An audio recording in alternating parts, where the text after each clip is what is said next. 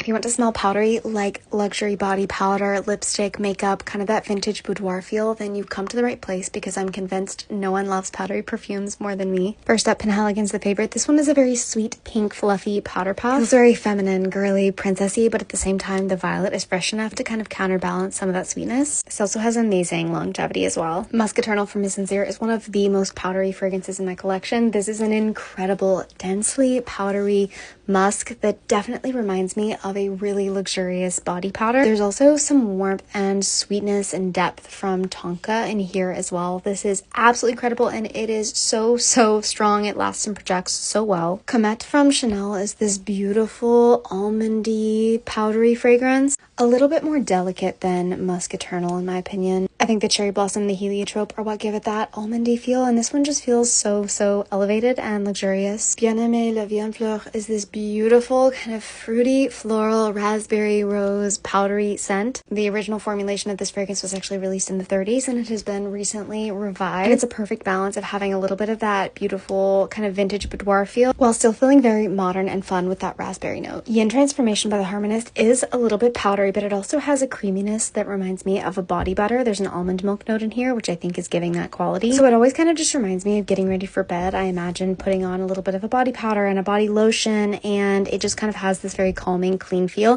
but it's not too intensely powdery if you're kind of just wanting to dip your toe in. Eclipse is a powdery scent that has a slightly sweet lemon facet, so you get a little bit of that fresh citrus paired with those kind of powdery iris, violet, purple florals. To me, this is one of the ones that goes a bit more in that vintage direction, so it might not be for everybody. Xerjoff's Appalonia is interesting because a lot of these other fragrances have a bit more sweetness, and this one is not very sweet at all. It kind of has this cold, clean feel, and it's quite linear, so it kind of stays the same through its whole life cycle.